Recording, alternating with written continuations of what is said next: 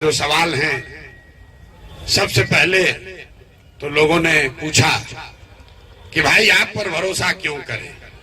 बात तो ठीक है, हम 2 साल पैदल चलें या 4 साल पैदल चलें, बात अच्छी बोलें या खराब बोलें, सबसे बड़ा यक्ष प्रश्न तो यही है कि आपको जनसुराज पर, प्रशांत किशोर पर भरोसा क्यों करना चाहिए। तो हम आपकी सारी विद्वता को सलाम करते हैं, लेकिन इसके बावजूद आपको बता रहे हैं कि इससे ज्यादा मूर्ख वाला कोई सवाल नहीं हो सकता है। आप हमसे ये पूछ रहे हैं कि आप हमको धोखा दीजिएगा कि नहीं दीजिएगा, और हम शकल से इतने बेवकूफ तो आपको नहीं दिख रहे हैं कि अगर हमको आपको धोखा देना है तो खड़ा होकर कहेंगे कि धोखा देंगे। ये क्या सवाल पूछ रहे हो भैया? ए भैया, आप पर भरोसा करे कि न करे? अरे भाई, आपको भरोसा करने का मन हो कीजिए, न करने का मन हो मत कीजिए, लेकिन अगर आप हमसे पूछिएगा या हमारी जगह किसी से पूछिएगा, वो तो यही कहेगा कि हम धोखा नहीं करेंगे। जो हिंदी का शब्द है विश्वासघात, उसमें विश्वास पहले है, घात बाद में है। बिना विश्वास के घात हो नहीं सकता है। तो ये सवाल बेमानी है, लेकिन उत्तर तो मिलना चाहिए। अब जिसको जिसको ये उत्तर चाहिए कि भाई प्रशांत किशोर पर, जनसुराज पर भरोसा करें कि न करें, आपको मेरी बात पर भरोसा नहीं करना चाहिए, क्योंकि बात तो हम झूठे बोलेंगे। अगर झूठ बोलना हो, विश्वास करने लायक हो तो भी, और अदरवाइज भी हम आपको यही बोलेंगे कि हम पर विश्वास कीजिए। तो क्या आपके पास कोई तरीका है इसको जांचने का कि इस आदमी पर, जनसुराज पर भरोसा करें कि न करें? बिल्कुल तरीका है। आपके घर में कोई बीमार पड़ता है, आपके जान पहचान में कोई बीमार पड़ गया, उसको लाइलाज बीमारी हो गई, डॉक्टर साहब इलाज करते हुए बताते हैं कि भैया अब कोई दवा नहीं बचा है, कोई दवा नहीं है जिससे इसका इलाज हो सकता है, अब कोई होप नहीं बचा। फिर एक दिन अचानक से डॉक्टर साहब ने आपको बुलाया और ये कहा कि आपको बोले थे कोई दवा तो बचा नहीं है, लेकिन एक नया दवा आया है, लेकिन अभी ट्रायल में चल रहा है दवा। संभावना है कि अगर आप अनुमति दे दें, अगर आप चाहते हैं तो हम ये ट्राई करके देखते हैं। 50% संभावना है कि आपके घर के व्यक्ति की जो इलाज की स्थिति है वो बेहतर हो जाए, लेकिन ये भी संभव है कि दवा देने के बाद भी कोई फायदा न हो। तो जितने लोग आप यहाँ प्रबुद्ध लोग, समझदार लोग, पढ़े लिखे लोग बैठे हैं, आपका निर्णय क्या होगा? एक दवा जो पहले से एक्सपायर है, जिसको आपको मालूम है कि इसका काम नहीं होने वाला है, और दूसरी दवा है जिसमें शायद 50% संभावना है कि शायद इसका काम हो जाए। तो बिहार में जनसुराज पर आपको भरोसा करना है कि नहीं करना है, इसका उत्तर इसी में छिपा हुआ है। जो लोग पहले से यहाँ दल चला रहे हैं, जो व्यवस्था बनी हुई है, वो सब पहले से एक्सपायर है। आप उसको देख लिए, जांच लिए, परख लिए, जान गए कि तो इससे तो सुधार होने वाला नहीं है। ये हम नहीं कह रहे हैं, ये बिहार के आंकड़े बता रहे हैं। ये आपको, हमको, कई लोगों को लगता है कि लालू जी ने बिहार को बर्बाद कर दिया। कोई नीतीश को गाली दे रहा है, कोई कांग्रेस को दोषी बताता है, कोई मोदी जी को दोष दे रहा है। आंकड़ों को अगर आप देखिएगा दलगत राजनीति से, विचारधारा से ऊपर उठकर, तो आपको, हमको पता चलेगा कि 1990 में जब लालू जी मुख्यमंत्री बने, उस समय भी देश का सबसे गरीब और पिछड़ा राज्य था बिहार। 2004-05 में जब नीतीश बाबू मुख्यमंत्री बने, तो भी देश का सबसे गरीब, पिछड़ा, निरक्षर, भुखमरी वाला राज्य था बिहार। और आज 19 वर्ष के नीतीश कुमार के शासन के बाद आज भी देश का सबसे गरीब और पिछड़ा राज्य है बिहार। तो इसका मतलब है कि जितना लोग बिहार चलाए, जिसमें हमारे जैसे लोग भी शामिल हैं 1-2 साल के लिए, हम लोग के सारे प्रयास के बावजूद ये बिहार की जो बीमारी है वो दूर नहीं हुई। सब दवा करके आप देख लिए, आपने कांग्रेस को जिताया, उसके बाद लालू जी को बनाए, उनका सामाजिक न्याय भी देख लिया, नीतीश कुमार का न्याय संघ विकास भी देख लिया, मोदी जी का भाषण भी सुन लिए, उनका भी जादू देख लिए, बिहार का दशा नहीं सुधरा। तो अब या आपके पास 2 ही विकल्प है, या तो जो दवा फेल हो चुकी है, एक्सपायर हो चुकी है, उसी को खाते रहिए, या फिर कोई नई दवा आई है जिसका नाम है जनसुराज, जिसमें शायद 50% संभावना है कि कुछ सुधर जाए, तब तय आपको करना है कि 50% संभावना वाला दवा लेना है कि एक्सपायरी दवा खाना है। तो आगे से ये सवाल पूछने का मतलब नहीं है कि भैया आप पर भरोसा कैसे करें। तो भरोसा भैया हम पर नहीं करना है, भरोसा इस बात पर करना है कि यहाँ पर पहले से जो व्यवस्था है वो बिल्कुल एक्सपायर व्यवस्था है। जो व्यवस्था आएगी इससे बढ़िया ही आएगी, इससे खराब कुछ नहीं हो सकता है। अब 28 से नीचे हम लोग कहाँ जाएंगे, 35 पर थोड़े ना जाएंगे, 28 को राज्य है, इससे ज्यादा खराब कुछ नहीं हो सकता है। इसलिए जन स्वराज की ओर आपको देखना चाहिए। किसी ने कहा कि भैया आपके नाम पर भरोसा है, जब आप जिम्मेवारी नहीं लेंगे तो इसका कौन जवाबदेही लेगा कि कल जन स्वराज आ गया काम नहीं हुआ तो। उसी के साथ पीछे कोई खड़ा होकर कहा कि आप ही खाली दिख रहे हैं, दूसरा कोई दिख ही नहीं रहा है। देखिए समाज, अगर आपने अपना जगह छोड़ दिया तो भी आदमी शिकायत कर रहा है कि हम तो आपको देख कर आए थे, आप काहे पीछे हट रहे हैं। तो बगल में बैठा हुआ आदमी कह रहा भैया खाली आप ही काहे दिख रहे हैं। ये देखिए समाज की दुर्दशा। आप दाएं चलिए कि बाएं चलिए, किसी भी तरीके से आपको नहीं मानना है। दोनों ही बात में दोनों सवाल तो जायज है। आपने कहा कि आप ही को इसके सामने रहना चाहिए। हम बिहार के एकमात्र अकेले काबिल आदमी नहीं है, हम बिहार के अकेले काबिल आदमी नहीं है, बिहार में सैकड़ों आदमी हमसे ज्यादा काबिल है। कभी कभी भाग्य है, समय है कि मुझे वो रास्ता, वो अपॉर्चुनिटी मिल गई तो हम आपको काबिल दिख रहे हैं। महात्मा गांधी जैसा बड़ा लीडर इस धरती पर, गांधी से बड़ा कोई लीडर पैदा नहीं हुआ। महात्मा गांधी जैसे लीडर अपने पूरे जीवन काल में कांग्रेस का अध्यक्ष सिर्फ एक ही बार रहे, एक ही बार कांग्रेस का अध्यक्ष रहे। इसका मतलब ये नहीं है कि जब वो अध्यक्ष नहीं थे तो देश के राजनीति पर आजादी से पहले लड़ाई में या उस समय की कांग्रेस में गांधी की सोच का, उनके विचारों का, उनके कार्यक्रमों का प्रभाव नहीं था। मेरा जन स्वराज में प्रभाव रहे, इसके लिए हमको पद पर बैठना जरूरी नहीं है। जरूरत इस बात की है कि बिहार के समाज में ये चेतना आए कि काबिलियत के आधार पर नेतृत्व का चुनाव हो। किसी महिला ने पीछे से पूछा, आधा अंग्रेजी आधा हिंदी में, कि भैया आप तो जाति का बात कर रहे हैं, महिला एम्पावरमेंट की बात कर रहे हैं। 40 महिला अगर जीत के चली जाएगी उससे क्या फायदा होगा। अगर 40 महिला के जीत के जाने से फायदा नहीं होगा तो महिला से चूल्हा चक्की कराने से तो फायदा होगा नहीं।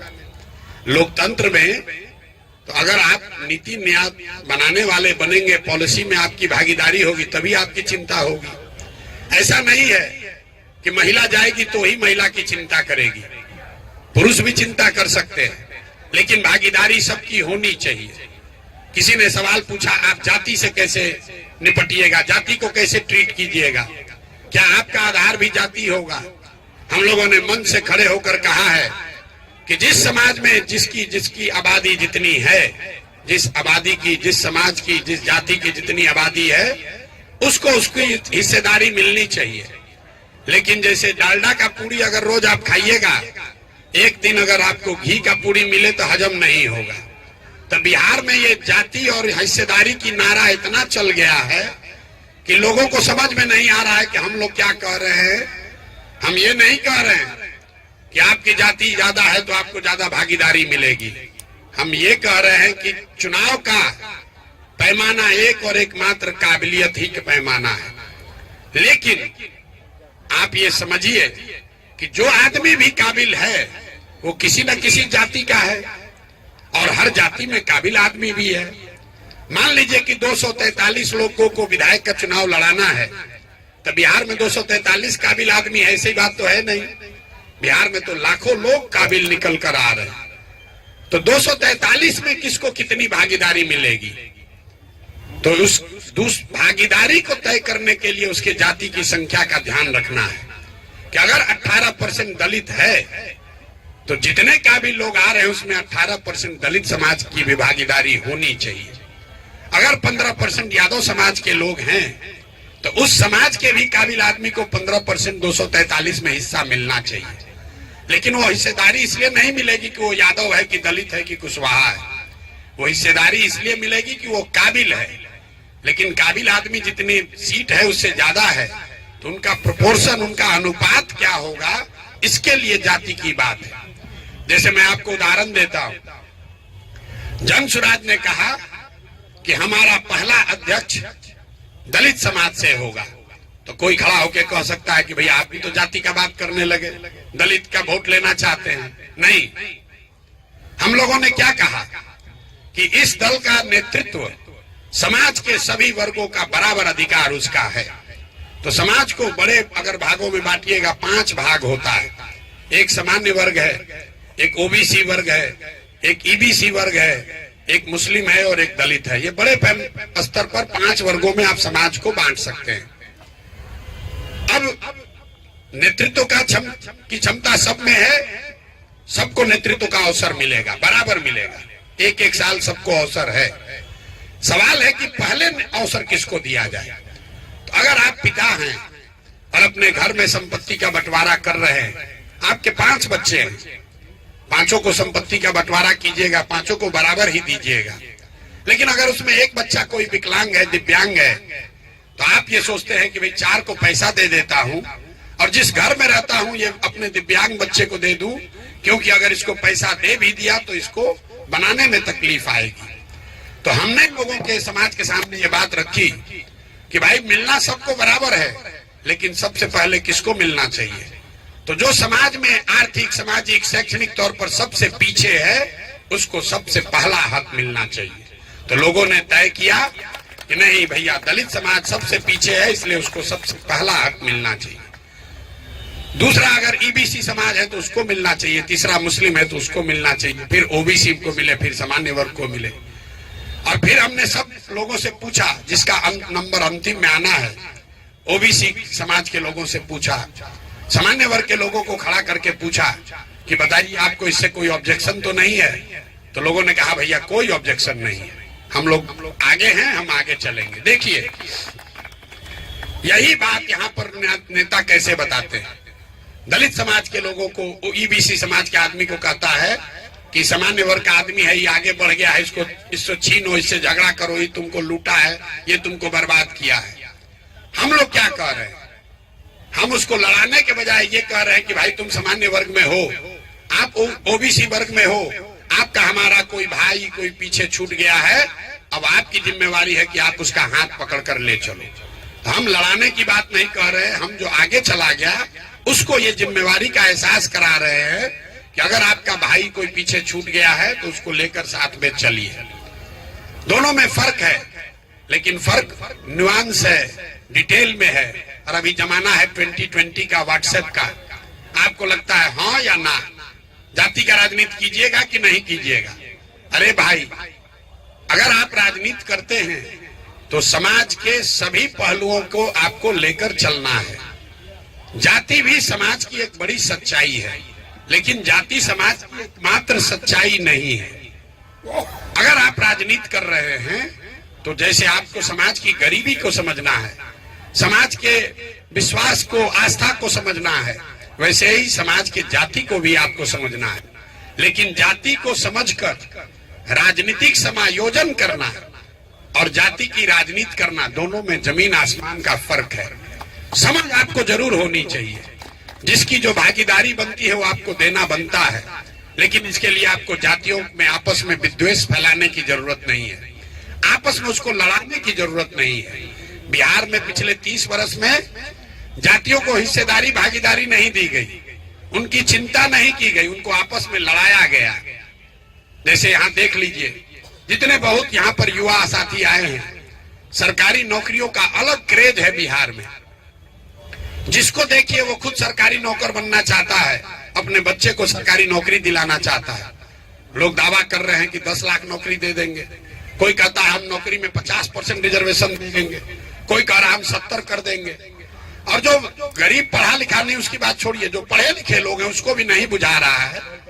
मैं आपको एक आंकड़ा देता हूं, पूरे बिहार में चपरासी से लेकर मुख्य सचिव तक टोटल जितने लोग सरकारी नौकरी में हैं सबकी गिनती कीजिएगा तो कुल 23 लाख लोगों को ही सरकारी नौकरी मिला है।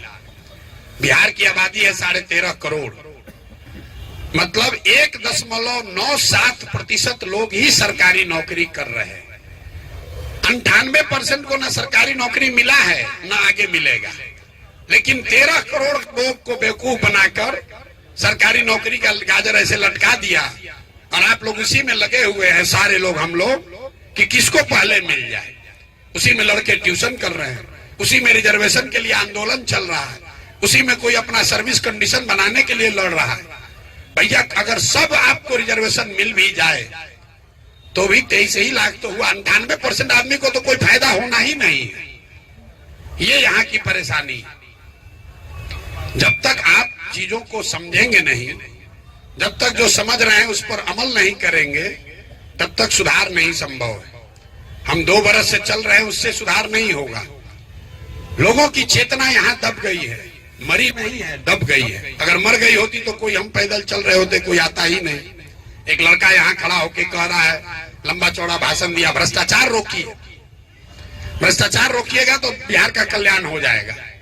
मेरे भाई, हम तो दुनिया भर घूमे हैं, शायद ही कोई ऐसा देश मिला जहां भ्रष्टाचार नहीं है। कर्नाटक में भ्रष्टाचार नहीं है, केरल में, तमिलनाडु में भ्रष्टाचार नहीं है, अमेरिका में भ्रष्टाचार नहीं है। भ्रष्टाचार से ही आप गरीब हैं ऐसी बात नहीं है। और यहाँ भ्रष्टाचार क्यों है?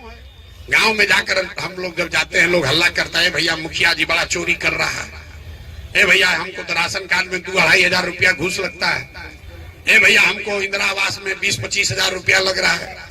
आप लोग का भी गांव देहात से संपर्क होगा, आपको पता होगा दाखिल खारिज कराने में 20,000-25,000 रुपया घूस लग रहा है।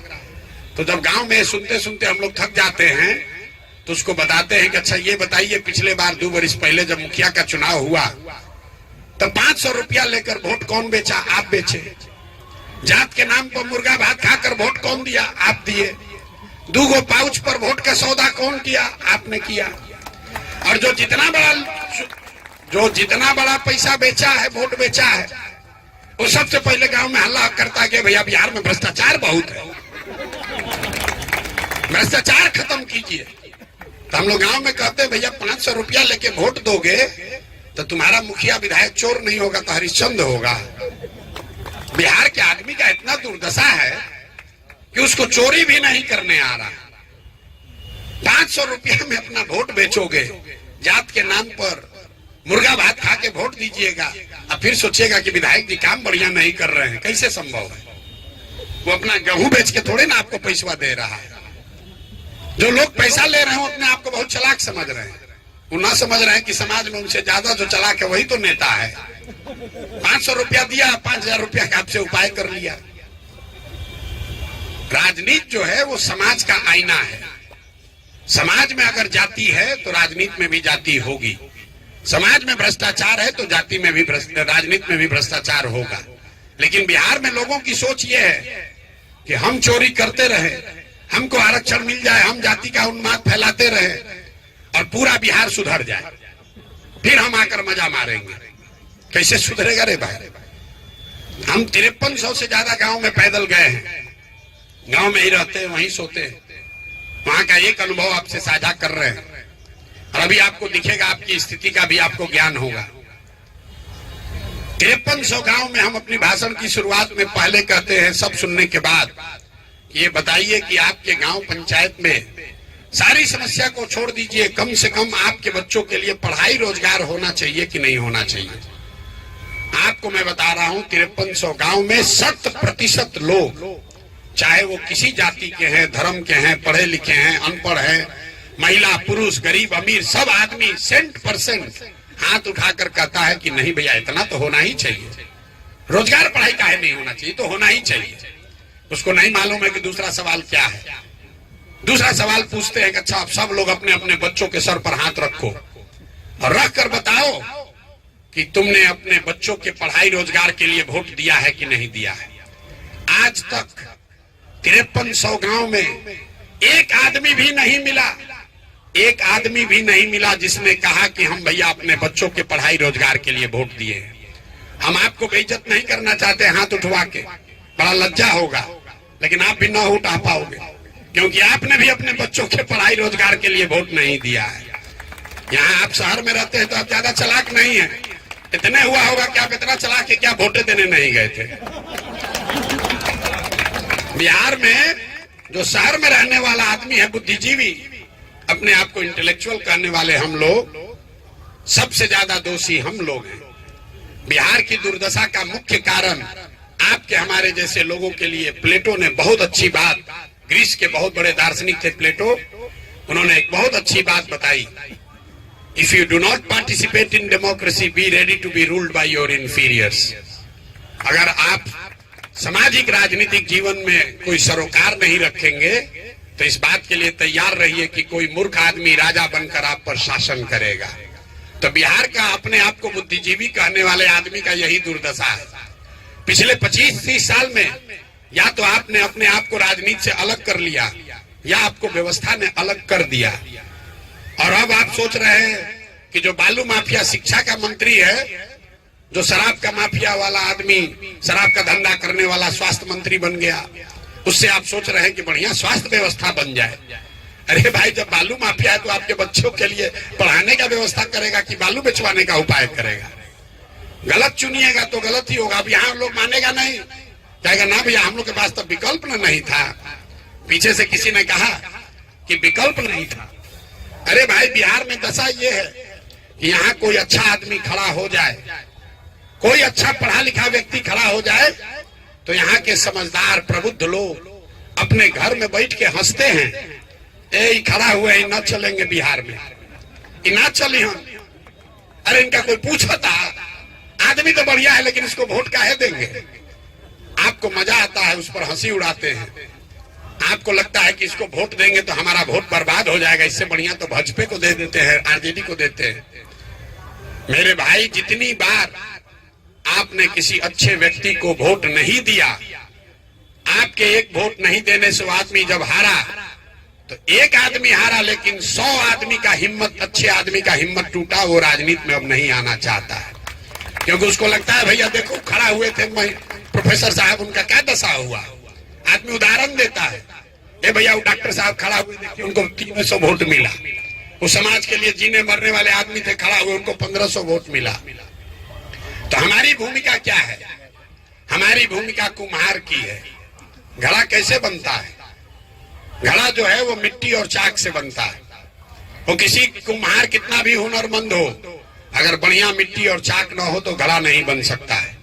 तो हमारी भूमिका बस इतनी ही है कि लोगों का जो विश्वास खत्म हो गया है कि बिहार में भी अच्छा आदमी चुनाव लड़के जीत सकता है, उस विश्वास को पैदा किया जाए।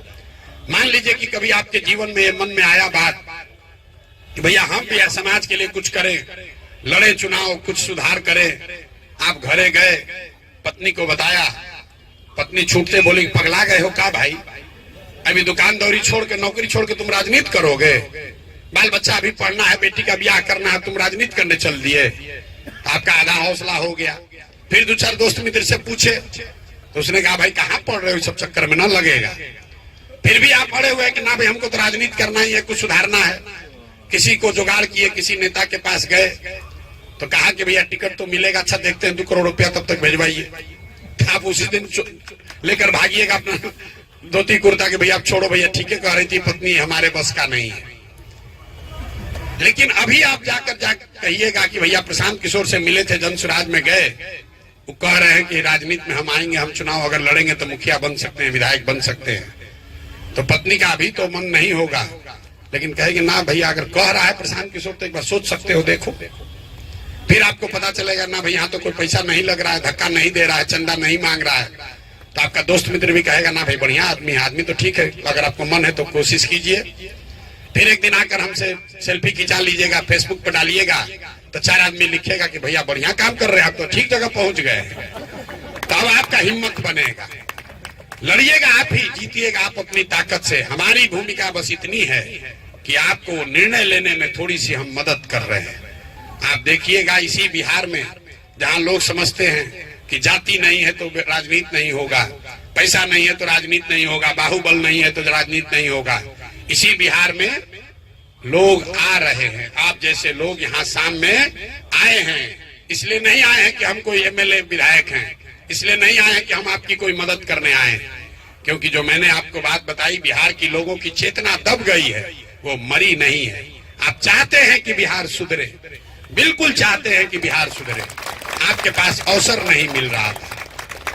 और आपको तीन जो आपको भ्रम जो रोकता है राजनीति में आने से, वो मैं चाहता हूं दूर करना।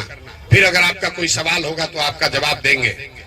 तीन जो सबसे बड़ी बात बिहार के लोगों को बताई जाती है कि अगर राजनीति करना है तो आपकी जाति का समीकरण होना चाहिए। दूसरा, लोग बताते हैं कि आपके पास बाहुबल होना चाहिए। तीसरा, लोगों को लगता है भैया पैसा बहुत होना चाहिए। ये तीनों बात पूरी तरीके से झूठ है, पूरी तरीके से झूठ फैलाया गया है।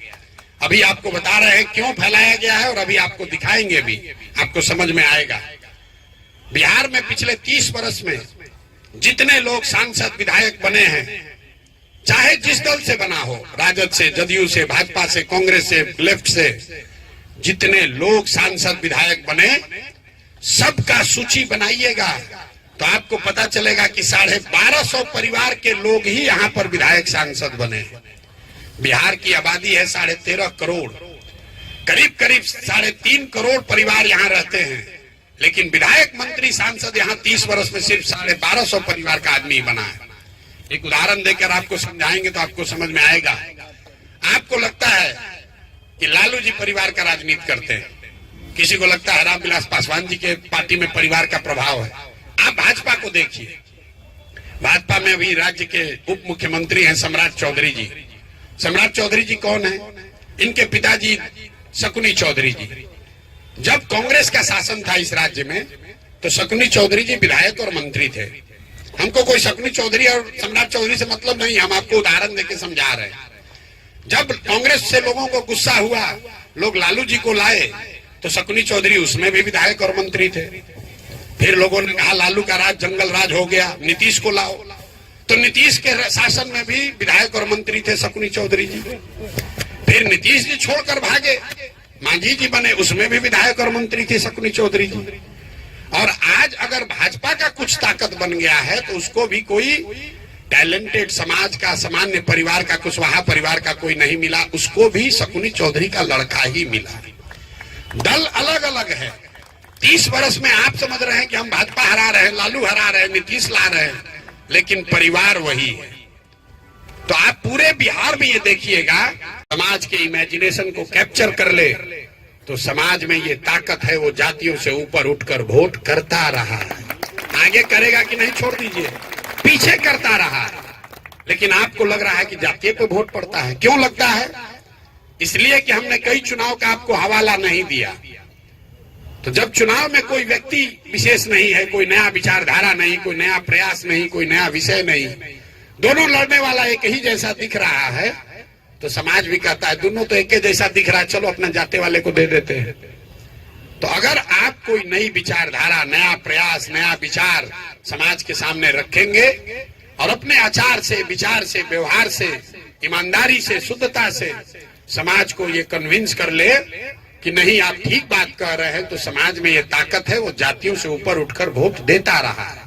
ये भ्रम मत पालिए।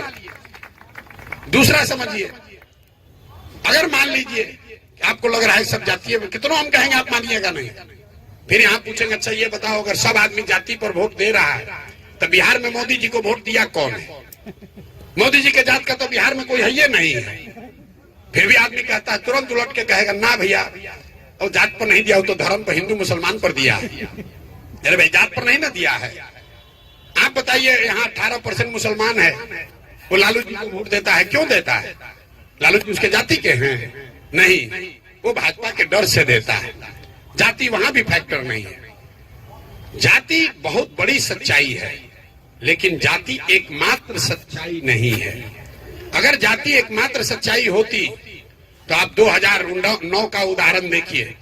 2009 में यहाँ पर नीतीश कुमार और भाजपा चुनाव लड़े साथ में, तब मोदी जी का इतना नाम नहीं था, भाजपा का, संघ का, अमित शाह का इतना प्रभाव नहीं था। नीतीश कुमार भाजपा के साथ चुनाव लड़ रहे थे, सामने से लालू जी, कांग्रेस और रामविलास पासवान जी की पार्टी एक साथ थे। और 2009 में एनडीए को यहाँ सीट आया 206, लालू जी पूरे गठबंधन के साथ निपट गए 35-36 सीट पर। वही गठबंधन फिर चुनाव लड़ा 2020 में। इस बार नीतीश जी के साथ साथ नरेंद्र मोदी की भी ताकत थी, अमित शाह और संघ भी था, और सामने से लालू जी नहीं थे, तेजस्वी थे, लालू से कम ही ताकत है उनका। रामविलास पासवान उस गठबंधन में ही नहीं थे और कांग्रेस की भी ताकत कम हुई। इसके बावजूद 2020 में उस एनडीए कॉम्बिनेशन को 125 सीट आने में दम निकल गया। क्या हुआ? एनडीए का समीकरण वाला सब बिहार छोड़कर चला गया? नहीं, वो ऐसा इसलिए हुआ कि बिहार में हर व्यक्ति को ये लगता है कि जो नीतीश कुमार का पहला शासन था 2005 से 2009 वाला, उसमें बिहार में सुधार होता दिखा था। तो उनके सुधार का, उनके प्रयास का प्रभाव था और जातियों का समीकरण था, तो उनको 206 सीट आया। और 2020 में जब लोगों को उनके गवर्नेंस से, उनके सरकार से लोग खुश नहीं थे, सिर्फ समीकरण पर लड़ने गए तो 125 सीट आया। और एक फाइनल बात इस पर समझ लीजिए, अगर सब बताने के बाद भी आपको लगे कि ना भैया जातीय पर होगा, तो आप ये बताइए कि जो राजनीति करके राज समाज का अगुवाई करना चाहता है, उसके पास ये विकल्प नहीं है कि समाज में सब कुछ अच्छा हो जाएगा तब हम आएंगे राजनीति करने, समाज में बाहुबल न रहे, धन बल न रहे, जाति का प्रभाव न रहे, तब हम आएंगे। तो भैया जब सब समाज में सुधरिए जाएगा तब आपको आने का जरूरत क्या है? जो उसको सुधारेगा वही आपका लीडर होना चाहिए। तो भाई ना समाज में सब सुधरेगा, ना कभी आप राजनीति में आइएगा। ये आपके मन में ऐसा बैठा दिया गया है और आप रिस्क लेना नहीं चाहते हैं, आप करना नहीं चाहते हैं, तो आप करना, हमरा तो मन है करने का, लेकिन बिहार में तो जाति बहुत है, कैसे जाएंगे, इसीलिए घरे बैठे हुए हैं। ये आपके अपने मन का डर है। अगर उससे बाहर निकलिएगा तो कुछ कर पाइएगा। अब आप में से बहुत लोग, कुछ पैसे वाले लोग भी हैं, सामान्य मध्यम वर्गीय परिवार का एक सज्जन खड़ा होकर कह रहे हैं कि भैया मध्यम वर्गीय परिवार को तो कोई पूछिए नहीं रहा है। तो एक तो भैया आप आंकड़ा गलत बता रहे हैं। आप बता रहे हैं 4.5 करोड़ लोग टैक्स देता है और सबका चिंता हम लोग के टैक्स के पैसा से हो रहा है और हम लोग को कुछ नहीं मिल रहा है, हम लोग को कोई नहीं पूछ रहा है। यहाँ पर ज्यादातर सामान्य परिवार, मतलब मध्यम वर्गीय परिवार के लोग ही हैं। ये आपके मन में बहुत गलत बात है कि इनकम टैक्स 4 करोड़ लोग देते हैं, बाकी लोग उनके पैसा से खाते हैं। सरकार का टैक्स का सबसे बड़ा सोर्स है जीएसटी। जो गरीब से गरीब आदमी भी अगर नमक भी 1 रुपया खरीदता है तो उस पर 5% टैक्स वो भी दे रहा है। जस्ट बिकॉज आप कस्टम नहीं दे रहे हैं, इसका एक्साइज नहीं दे रहे, इसका मतलब नहीं है कि आप ही खाली, आपका कोई कंट्रीब्यूशन नहीं है। जो भी इस देश में रहता है अगर 10 रुपया भी खर्चा कर रहा है तो उसका कुछ न कुछ योगदान इस सरकार को, व्यवस्था को चलाने में है। इनकम टैक्स सिर्फ एक टैक्स है, गुड्स एंड सर्विसेज टैक्स। गरीब से गरीब आदमी एक साड़ी भी खरीदा, एक धोती खरीदा, एक नमक खरीदा, खाना खरीदा, टैक्स तो सब आदमी दे रहा है। तो अपने आप को ऊपर मत मानिए कि हम ही टैक्स दे रहे हैं, बाकी सब तो चोरी कर रहा है। आप नहीं भी देना चाहिएगा तब भी जो सामान खाना खा रहे हैं उस पर टैक्स तो लग ही रहा है। सामान्य वर्ग के जो लोग हैं, आप कह रहे हैं कि हमको कुछ नहीं मिल रहा, तो आप कुछ दे भी तो नहीं रहे हैं। यहाँ बिहार में जितने सामान्य वर्ग के लोग हैं, आपकी बड़ी दुर्दशा है। आप लोग समझ रहे हैं कि हम लोग का लड़का तो बंगलोर चला गया, बढ़िया है, दिल्ली में पढ़ रहा है, अब तो हमको क्या चिंता है। कभी कभी जाते हैं बंगलोर वंगलोर घूम के, किसी के लड़के विदेश उदेश भी चले गए हैं, दिल्ली से भी आगे चला गया। हम आपको बता रहे अपने अनुभव से कि जो यहाँ गरीब है वो तो कष्ट में है, लेकिन आपसे ज्यादा कष्ट में कोई नहीं है। गरीब का लड़का जो है वो पलायन करता है, मजदूरी करने जाता है जवानी में, जब वो बूढ़ा हो जाता है, शरीर थक जाता है तो वापस आता है घर। लेकिन सामान्य परिवार के लड़के जो पढ़ने नौकरी करने बाहर गए, आप हमसे लिख कर ले लीजिए, अगर बिहार में यही दशा बनी रही तो आपके बच्चे वापस लौटकर कभी नहीं आएंगे, कभी नहीं आएंगे। आप देखिए जिस मैदान में आप बैठे हुए हैं, जिस व्यक्ति ने भी इसको बनाया होगा, कितना सोच के बनाया होगा, इतना बड़ा प्रॉपर्टी, यहाँ हमारा पतो रहेगा, यहाँ बेटा रहेगा, यहाँ खाना खाएंगे, यहाँ झूला चलेगा, यहाँ झरना चलेगा। आज इसमें कोई नहीं है, कोई नहीं रह रहा है। हमारे पिताजी ने 2-3 घर बनाया है, बड़ा सोच सोच के बनाया, यहाँ पर हमारा लड़का रहेगा, यहाँ बहुत पतो रहेगी। वहां पर दिया बत्ती जलाने वाला भी कोई नहीं बचा है। और हम तो यहाँ पर पैदा हुए हैं तो फिर भी आए हैं, हम आपको बता रहे हैं, मेरा लड़का तो कभी गलती से भी पटना में नहीं आएगा। हम 4 बार समझाते भाई आओ पटना में आए हैं, एक दिन में मिलने आओ, कहना पटना मन नहीं लगता, तुम वहीं आ जाओ, दिल्ली आ जाओ। तो जो आप समझ रहे हैं कि भैया हम तो पैसा कमा रहे हैं, रात दिन मेहनत आप कर रहे हैं, तो आपके बच्चों के भी हक वो लगने वाला नहीं है। बेटा नहीं तो पतो नहीं तो नाती आपका अमेरिका से बैठे बैठे आपका संपत्ति बेच देगा पटना में, आपसे पूछने भी नहीं आएगा कि बड़ा मेहनत करके आप घर बनाए थे। इसलिए अगर आपको भगवान ने, समाज ने कुछ दे दिया है, किसी भी तरीके से आप कुछ आगे हो गए हैं बुद्धि से, संसाधन से, तो ये आपकी हमारी जिम्मेवारी है कि कुछ न कुछ इस धरती के लिए, इस समाज के लिए वापस करें। पैसा और समय किसी के पास ज्यादा नहीं होता। जो आदमी अपना पेट भरने के बाद, अपना पेट भर लीजिए, लेकिन अपना पेट भरने के बाद जो भूखों की चिंता न करे वो आदमी मानव नहीं है। अगर मानवता का नाम ले रहे हैं तो इतना जरूर कीजिए कि अपना पेट भर जाए, तो जो कोई अगर एक आदमी को भी खिला सकते हैं तो खिलाइए। आप और हम आज इसलिए यहाँ खड़े हैं, आप यहाँ कुर्सी पर बैठकर भाषण दे सकते हैं, सोच सकते हैं, अपना परिवार चला रहे हैं, अच्छी जिंदगी जी रहे हैं, क्योंकि किसी ने यहाँ पर सरकारी स्कूल बनाया होगा, किसी मिशन स्कूल में हम भी गए होंगे पढ़ने। अगर वो किसी ने नहीं बनाया होता तो हम भी किसी गांव में बैठकर मजदूरी कर रहे होते। तो इस समाज ने जो आपके लिए किया है, जिस मेडिकल कॉलेज में, जिस इंजीनियरिंग कॉलेज में आप गए, जिस सरकारी विद्यालय में पढ़े, जिस शहर का आप इस्तेमाल कर रहे हैं, ये सब आप पर कर्ज है। इसको अपने इसी जिंदगी में चुका कर जाइए। कुछ नहीं कीजिए, 1 घंटा समय निकालिए, अपने लिए नहीं अपने बच्चों के लिए कीजिए। हम लोग के तो हिंदू धर्म में कहते हैं लोग कि माँ बाप जो करते हैं वो उनके बच्चों के सामने आता है। अगर आप सोच रहे हैं कि हम बहुत मेहनत कर रहे हैं, बहुत रुपया कमा लेंगे, एक मिनट भी समाज के लिए नहीं देंगे, तो बुरा नहीं मानिएगा, आपके बच्चों के हक कुछ नहीं लगने वाला है। जब जहाज डूबेगा तो उसमें बैठा हुआ हर आदमी डूबेगा, चाहे आप धनी हैं या गरीब। इसलिए जो लोग पैसे वाले हैं, समझदार हैं, समाज ने उनको आगे बढ़ा दिया है। आप पर, हम पर ये ज्यादा जिम्मेवारी है कि हम लोग कुछ भी करें, सुधारने का प्रयास करें। अंतिम बात, बिहार को हम सुधारे या आप सुधारे, सुधारने का प्रयास आज हो या 10-20 वर्ष के बाद हो, करना तो किसी न किसी बिहार के आदमी को ही पड़ेगा। अब तय आपको करना है कि आप इसमें कंधा लगाना चाहते हैं, आखिर ड्राइंग रूम में बैठ के अपना टीका टिप्पणी करते रहना चाहते हैं। ए भैया इन पर कैसे भरोसा करें, ए भैया कैसे सुधरेगा। कितना भी अंधकार है, एक बार दिया जलाने का प्रयास तो करना ही पड़ेगा। एक कदम बढ़ाइए, कुछ मदद कीजिए। हर आदमी कुछ न कुछ कर सकता है। कुछ नहीं कीजिएगा, अपना फेसबुक का पर जन सुराज लिख दीजिएगा तो ही आपको 100 आदमी पूछेगा, अरे डॉक्टर साहब क्या बात है, आप फेसबुक में जन सुराज में जुड़ गए हैं क्या। आप अपना व्हाट्सएप का डीपी बदलिएगा, 10 आदमी आपको फोन करता है, आपको लोग पूछेगा सर ये जन सुराज में जुड़े हैं, क्या बात है, आप उसको बता सकते हैं। उसके लिए आपको बूथ पे नहीं जाना है, अपना इनकम नहीं छोड़ना है, अपनी पढ़ाई धंधा नहीं छोड़ना है। अगर आप चाहें तो हर दिन 10, 20, 25, 50 आदमी को हर व्यक्ति कुछ न कुछ बढ़िया बता सकता है। इस अभियान की, इस मिट्टी की सेवा इतनी ही है। आपसे कोई चंदा नहीं मांग रहा, आपसे कोई मेहनत करने के लिए नहीं कर रहा है। कम से कम इस बात को, विचार को, इस विकल्प को, इस अपॉर्चुनिटी को घर घर तक पहुंचाइए, लोगों को बताइए। जितना आपको लगता है कि हर आदमी जान गया, ऐसी बात नहीं है। आज भी जाकर पटना के, हमारी बात जन सुराज की बात छोड़िए, किसी झुग्गी झोपड़ी में चलिए, वहां पूछिए कि भारत का प्रधानमंत्री कौन है। हम आपको आंकड़े से, अपने अनुभव से बता रहे हैं। अभी भी कम से कम 10 में 3 आदमी, 4 आदमी ऐसा होगा जो प्रधानमंत्री का नाम नहीं बता सकता है। मोदी जी चाहे जितना बड़ा PR किए हो, कितनों एडवर्टाइजमेंट चला ले।